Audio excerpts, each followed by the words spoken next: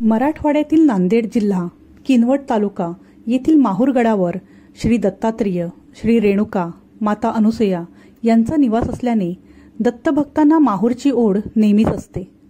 माहूरगड हा सह्याद्रीचा भाग असून येथे दत्तात्रेय निद्रेसाठी येतात असा समज आहे. जवळच अमृतकुंड असून येथेच प्रथम परशुराम व दत्तात्रेय यांची भेट झाल्याचे सांगतात. दत्तात्रेयांच्या चरित्रातील अनेक सुरस कथा याच भागात घडल्याचे सांगतात. परशुरामांना मातृशोक झाल्यानंतर सहस्त्रार्जुनावरचा क्रोध आवरेना, तेव्हा काही मुनींनी त्यांना माहूरला जाऊन दत्तमुनींना भेटा असे सांगितले. ते पार्थिव घेऊन तिथे गेले आणि दत्तमुनींनी त्यांचे सांत्वन केले. जिथे गडाखाली तीर्थ आहे तिथे संस्कार केले, म्हणून आजही मातृसंस्कार करण्यासाठी बरेच जण तिथे जातात. येथे भारतीय परंपरेतील गोसाव्यांचा नित्यवावर आहे. श्री दत्तात्रेय हे संचारी दैवत आहे. दत्तात्रेयांचा आश्रम सिंहाचळाजवळ प्रयाग वनात आहे. ते स्वेच्छाधारी अर्थात संचारी असल्याने माहूर, पांचाळेश्वर, कोल्हापूर ही त्यांची विहारस्थाने आहेत. यातील माहूर हे पुरातन दत्तक्षेत्र दत्तात्रेयांचे शयनस्थान समजले जाते. ते पांचाळेश्वरी स्नान करतात आणि कोल्हापुरी भिक्षाटन करतात. मात्र दिवसाची अखेर अर्थात निद्रास्थानासाठी ते माहूर येथे सती अनुसयेच्या वात्सल्य भरल्या कुशीत येतात. दत्त महाराजांसारखे सर्वश्रेष्ठ दैवतही अखेर आईच्या ओढीने या दत्त शिखरावर येते, हीच या क्षेत्राबद्दलची अपूर्वाई आहे. गिरनार पर्वत हा दत्त भक्तांमध्ये फारच श्रद्धास्थान असलेले ठिकाण आहे. गुजरातमध्ये असलेल्या या पर्वताला पौराणिक कथांमध्ये हिमालय इतकेच महत्त्व आहे. या ठिकाणी श्री सद्गुरु दत्तात्रेयांनी गोरक्षनाथास अनुग्रह दिला. हे स्थान उंच पर्वतावर आहे. या ठिकाणी सद्गुरु दत्तात्रेयांच्या पादुका स्थापित आहेत. गिरनार पर्वतावरील गुरु शिखरावर पोहोचेपर्यंत एक एक टप्पे पार करावे लागतात. त्यामध्ये सुरुवातीच्या पायरीलगत हनुमान दर्शन होते. पुढे नेमिनाथ मंदिर, अंबामाता टेकडी, गोरक्षनाथ टेकडी आणि शेवटी श्री दत्तगुरूंच्या पादुकांचे दर्शन होते. साधारणतः 4-5 हजार पायऱ्यावर जैन मंदिर येते. या ठिकाणी मुख्य मंदिर नेमिनाथाचे आहे. अतिशय सुंदर, सुबक, मोहक अशी नेमिनाथाची मूर्ती तेथे आहे. नेमिनाथ हे 22वे जैन तीर्थंकर आहेत. या मंदिरातून थोड्या पायऱ्या उतरल्यावर जैन धर्मातले पहिले तीर्थंकर श्री आदिनाथांची भव्य आणि उंच प्रतिमा आहे. थोडे पुढे गेल्यावर जैन दिगंबर मंदिराचा समूह आहे. उत्कृष्ट कलाकुसर कारागिरीने युक्त अशी ही मंदिरे आपल्याला प्राचीन संस्कृतीचे दर्शन घडवतात. श्रीपाद श्रीवल्लभांचे जन्म ठिकाण असलेले पिठापूर हे गाव आंध्र प्रदेशमधल्या सामलकोटपासून फक्त 12 किलोमीटर अंतरावर आहे. पिठापूरच्या आसपासही बरीच ठिकाणं आहेत जी तुम्ही आवर्जून पहा, जसं की कुकुटेश्वर मंदिर, अन्नावरमचं सत्यनारायण मंदिर हे जगातलं एकमेव सत्यनारायणचं मंदिर आहे, कुंती माधव मंदिर, काकीनाडाचा समुद्रकिनारा, अनघालक्ष्मी मंदिर आणि भवननारायण मंदिर हे तर अवश्य पाहावे. पिठापूरला आपण 2 मार्गांनी जाऊ शकतो, एक तर बाय ट्रेन, एक तर बाय रोड. एक म्हणजे ट्रेनने आपण रायचूर स्टेशनपर्यंत जाऊन तिथून बस किंवा टॅक्सने 30 किलोमीटर अंतरावर असलेल्या आतकूर या गावातून कुरोपूरला आणि जेवणासाठी गुरुजींना आदल्या दिवशी सांगून ठेवावं लागतं. त्यापेक्षा पंचदेव पहाड किंवा आतकूर या ठिकाणी राहायची व्यवस्था छान आहे. पंचदेव पहाडमधल्या श्रीपाद छाया आश्रम इथं आम्ही मुक्काम केला. तिथं राहण्याची आणि जेवणाची उत्तम व्यवस्था आहे. पंचदेव पहाड आणि आतकूरपासून आपल्याला होडीने कुरोपूरला जावं लागतं. 10-15 मिनिटातच आपण मंदिरात पोहोचतो. कुरोपूरचं श्रीपाद श्रीवल्लभांचं मंदिर, टेंबेस्वामींची गुहा आणि कुरोपूरला गुरुद्वादशीचे काय महत्त्व आहे. आज आपण बघणार आहोत थोर दत्तावतारी श्री नृसिंह सरस्वतींचे जन्मस्थान व कारंजा येथील गुरुमंदिर. गुरुमंदिर कारंजा विदर्भातील अकोला जिल्ह्यातील मूर्तिजापूर यवतमाळ या रेल्वे रस्त्यावर कारंजा हे गाव आहे. थोर दत्तावतारी श्री नृसिंह सरस्वतींचे जन्मस्थान म्हणून करंजनगरी व कारंजा या शहराची प्रसिद्धी आहे. इथे निवासासाठी भक्तनिवास असून दुपारी 1 वाजता महाप्रसादाची सोय आहे. या ठिकाणी 1934 साली ब्रह्मानंद सरस्वती महाराजांनी श्री गुरुमंदिर बांधले. श्रींच्या जन्मस्थानाजवळच मूर्तीची प्राणप्रतिष्ठापना करण्यात आली आहे. तसेच तेथे श्री दत्तात्रेयांच्या निर्गुण पादुकांचीही स्थापना करण्यात आलेली आहे. तर मित्रांनो, आता आपण पोहोचलो आहे गुरुमंदिराजवळ. जसं की तुम्ही बघत आहात, ही मंदिराची कमान आहे आणि मंदिराबाहेरील परिसर. ह्या कमानीमधून आपण आता आत जाणार आहोत.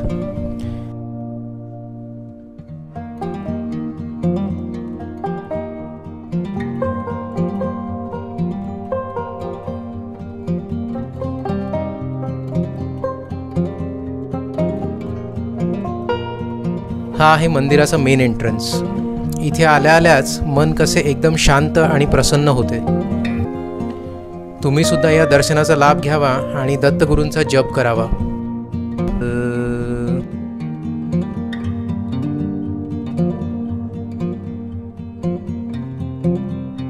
मंदिर परिसरात शिवलिंग, नंदी आणि एक मोठा वटवृक्ष सुद्धा आहे. तुम्ही हे सगळे इथे या व्हिडिओमध्ये बघू शकता.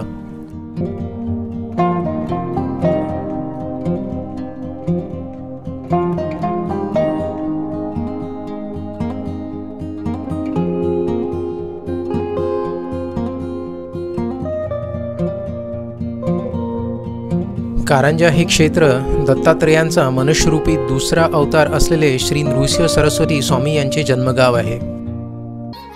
आज आपण जाणार आहोत दत्त प्रभूंची राजधानी असलेल्या श्री क्षेत्र नृसिंहवाडीला. कृष्णा आणि पंचगंगा या पवित्र नद्यांच्या नयनरम्य तीरावर असलेले हे तीर्थक्षेत्र श्री दत्तप्रभूंचे दुसरे अवतार असलेल्या श्री नृसिंह सरस्वती स्वामी यांची तपोभूमी आणि कर्मभूमी असलेली ही नृसिंहवाडी. सन 1378 मध्ये कारंजा येथे नृसिंह सरस्वती यांचा जन्म झाला. 1388 मध्ये त्यांनी संन्यास दीक्षा घेतल्यावर ते तीर्थाटनास निघाले. त्या दरम्यान 1421 साली त्यांचा मुक्काम औदुंबर क्षेत्री होता. नंतर 1422 मध्ये कृष्णा पंचगंगा संगमानजीक त्यांनी तब्बल 12 वर्षे तपश्चर्या केली. नृसिंह सरस्वतींच्या पावन वास्तव्यामुळेच या क्षेत्राला नृसिंह वाटिका म्हणून ओळखले जाऊ लागले. तीच ही आजची नृसिंहवाडी किंवा नरसोबाची वाडी. नरसोबाची वाडी हे क्षेत्र सांगलीपासून जवळपास 20 किलोमीटर तर कोल्हापूर पासून 50 किलोमीटर वर आहे. देवस्थानचे भक्त निवास देखील आहे. नृसिंहवाडी बस स्टँड पासून 5 ते 10 मिनिटच्या अंतरावरच मंदिर आहे. मंदिरात जाताना वाटेतच कंदी पेढे, करदंटाची वडी, कवठाची बर्फी, पूजा साहित्य यांची दुतर्फा दुकाने आहेत. अथांग पसरलेल्या कृष्णा पंचगंगा संगमाला नमस्कार करून आम्ही मंदिरात प्रवेश केला. दत्तगुरूंच्या मनोहर पादुकांचे दर्शन घेतल्यावर मनाला खूप समाधान वाटले. पहाटे 3 पासून ते रात्री 10 वाजेपर्यंत येथे दत्तभक्तीचा जागर अखंड सुरू असतो. तसेच प्रत्येक गुरुवारी आणि पौर्णिमेला येथे भाविकांची मोठी गर्दी असते. मंदिराच्या शेजारील बाजूस अभिषेक व महापूजेसाठी हॉल आहे. मंदिराबद्दल असे सांगितले जाते की जरी हे मंदिर हिंदूंचं पवित्र स्थान असलं तरी विजापूरचा राजा आदिलशाह याने या मंदिराचे बांधकाम करून दिले आहे. आदिलशहाच्या मुलीला दृष्टीदोष होता, ती बघू शकत नव्हती. त्यावेळी दत्तगुरूंच्या कृपेची आणि जागृत असण्याची ख्याती आदिलशहाच्या कानावर आली. आपल्या मुलीसाठी आदिलशाह या तीर्थक्षेत्री आला, प्रार्थना केली, निस्सीम भक्ती केली. त्याच्या या प्रार्थनेला फळ मिळाले. श्री दत्तगुरूंनी त्याच्या मुलीला दृष्टी दिली, तिला दिसू लागले. त्यामुळे आदिलशहाने मंदिराचे बांधकाम करून दिले. त्यामुळे मंदिराला कळस नाही आहे. कृष्णाकाठी वसलेलं अत्यंत नयनरम्य असं ठिकाण, श्री दत्तात्रेयांच्या साधनेनं पवित्र झालेलं ठिकाण. दत्त दिगंबर दैवत माझे हे अजरामर गीत जिथं लिहिलं गेलं ते ठिकाण. नमस्कार, मी मयुरी आणि आज आपण आलो आहोत श्री क्षेत्र औदुंबर मध्ये. सांगली शहरापासून सुमारे 25 किलोमीटर अंतरावर कृष्णा नदीच्या काठावर श्री गुरु दत्तात्रेयांचे हे स्थान आहे.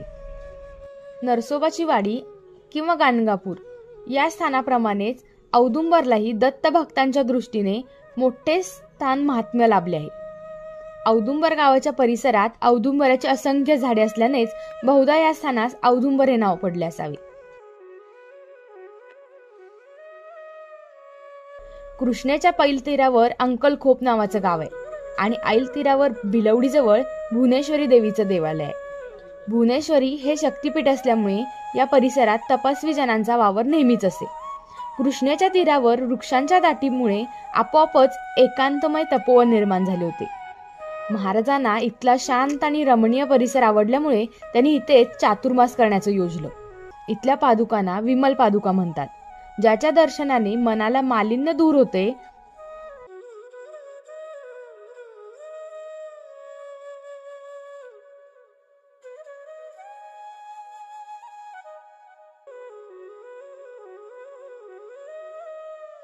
औदुंबर हे गाव तसे लहान पण त्याचा महिमा मोठा आहे.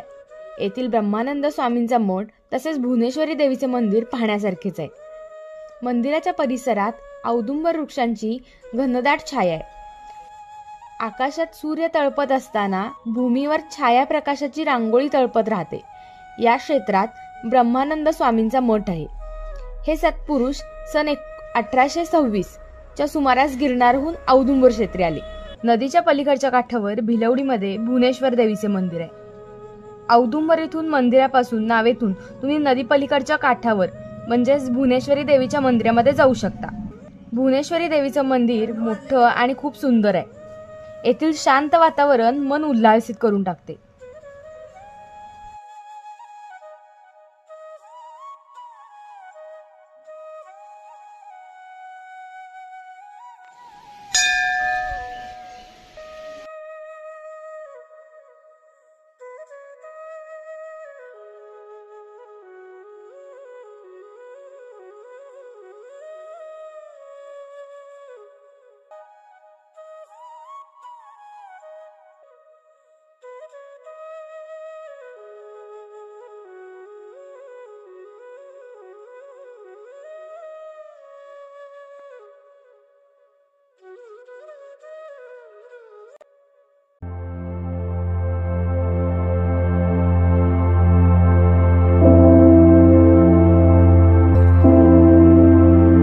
भगवान दत्तात्रेय जी के तीसरे पूर्ण अवतार श्री स्वामी समर्थ महाराज अक्कलकोट में हमारे संपूर्ण दर्शन हो जाने के बाद अभी हम कर्नाटक राज्य के गुलबर्गा जिले में स्थित स्वामी नरसिंह सरस्वती जी के कर्मभूमि गानगापुर का दर्शन करने वाले हैं। स्वामी नरसिंह सरस्वती जी ने अपने जीवन के 23 साल गानगापुर के इसी पवित्र भूमि पर बिताए थे और इसी जगह पर पिछले 600 सालों से उनके चरण पादुकाएं भक्तों को दर्शन करने के लिए मौजूद है और इसी भूमि पर भगवान परशुराम जी ने जगत कल्याण कार्य हेतु सैकड़ों वर्ष तक तपस्या की थी।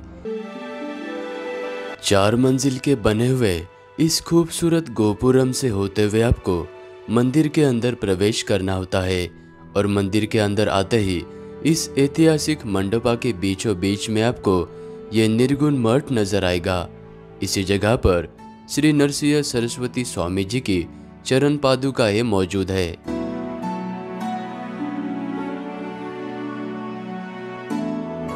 श्री नरसिंह सरस्वती स्वामी जी भगवान दत्तात्रेय जी के दूसरे पूर्ण अवतार माने जाते हैं और वो अपने जीवन काल के समय में 23 सालों तक इसी गानगापुर में रहे थे। इस जगह पर भीमा नदी और अमरजा नदी का संगम स्थान है, इसलिए इस जगह को संगम तीर्थ कहा जाता है और इसी संगम स्थान पर स्वयं नरसिंह सरस्वती स्वामी जी हर रोज स्नान करने के बाद वो इसी जगह पर आराधना और साधना किया करते थे।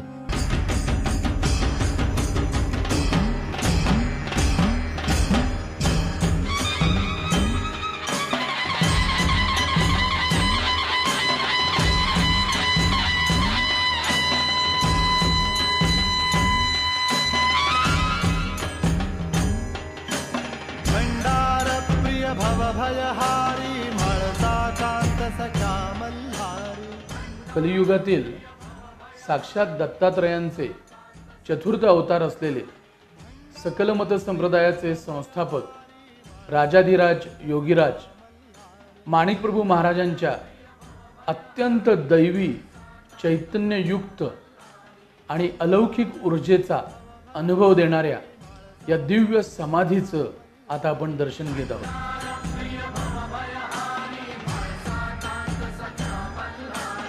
माणिकप्रभूंचं वैशिष्ट्य म्हणजे त्यांना भेटण्यासाठी त्या काळी अक्कलकोटहून श्री स्वामी समर्थ महाराज त्याचबरोबर शिर्डीचे साईबाबा यांनी या ठिकाणी बऱ्याच काळासाठी माणिकप्रभू महाराजांबरोबर वास्तव्य केलेलं आहे। माणिकप्रभू संस्थानचे द्वितीय पीठाधीश सद्गुरू मनोहर माणिकप्रभू महाराजांची या ठिकाणी भुयारामध्ये समाधी आहे।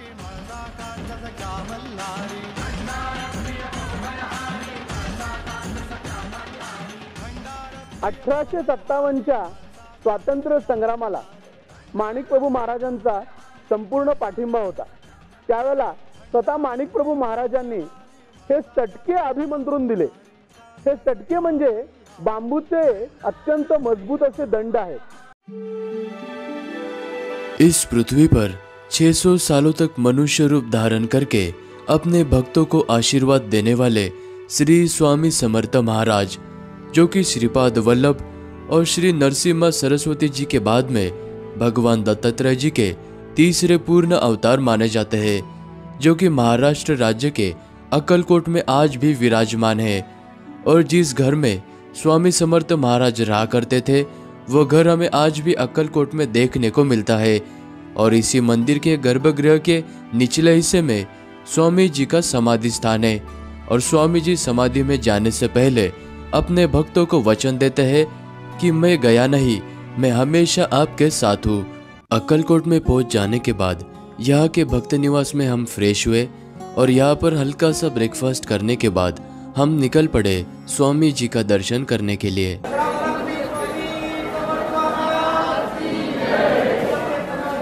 स्वामी समर्थ महाराज भगवान दत्तात्रेय जी के तीसरे अवतार माने जाते हैं, जो कि भारत के पंजाब राज्य में उन्होंने मनुष्य रूप धारण किया था। और स्वामी जी ने 300 सालों तक घने जंगलों में तपस्या की थी। अभी हम वटवृक्ष मंदिर से 10 मिनट के दूरी पर स्थित स्वामी जी के समाधि मठ मंदिर में आ चुके हैं। स्वामी समर्थ महाराज पूरे अक्कलकोट में घूमने के बाद हर रोज शाम को इसी जगह पर आया करते थे। और बाद में 1878 में इसी जगह पर स्वामी समर्थ महाराज समाधि को प्राप्त हुए। और इसी मंदिर के जो गर्भगृह है उसके ठीक नीचे एक कमरा बना हुआ है, जहाँ पर आज भी स्वामी जी का देह मौजूद है। अभी हम एक ऐसी जगह पर है जहाँ पर ध्यान से देखने पर इन चौकोन बॉक्स के अंदर आपको स्वयं स्वामी समर्थ महाराज जी के चरणों के निशान आज भी देखने को मिलते हैं। हम अभी गुरु मंदिर के अंदर है, जिसे शिष्य बाळप्पा के मठ भी कहा जाता है। तर आज आपण आलो आहोत माणगावमधील माणगाव येथे प्रसिद्ध असलेले श्री दत्त मंदिर येथे। श्री क्षेत्र माणगाव हे सिंधुदुर्ग जिल्ह्यात कुडाळपासून 14 किलोमीटर अंतरावर आहे।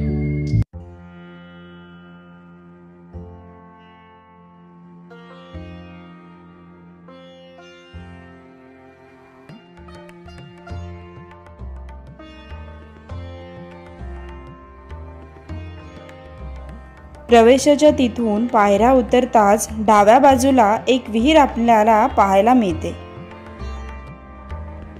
श्री दत्तात्रेयांच्या प्रातःस्मरणीय चतुर्थावर श्री वासुदेवानंद सरस्वती टेंबे स्वामींची ही जन्मभूमी। परमपूज्य टेंबे स्वामींनी स्वतःच ग्रामस्थांच्या मदतीने छोटे खाणी दत्त मंदिर बनवले। तेथे दत्तमूर्तींची प्रतिष्ठापना केली। हेच सध्या अस्तित्वात असलेले दत्त मंदिर। नंतरच्या काळात हळूहळू सदर मंदिराचे जीर्णोद्धाराचे कार्य ट्रस्टतर्फे करण्यात आलेले आहे। आजचा ट्रॅव्हल व्लॉग आहे श्री क्षेत्र कडगंजी येथील। कडगंजी हे श्री दत्तात्रेयांच्या भक्तांसाठी वेद समजलेल्या श्री गुरुचरित्र ग्रंथाचे लेखन स्थळ आहे। कडगंजी हे गाव कर्नाटकातील गुलबर्गा जिल्ह्यातील आळंद तालुक्यातील एक गाव आहे। श्री नरसिंह सरस्वती महाराजांचे 4 पट्टशिष्य होते असे सांगितले जाते।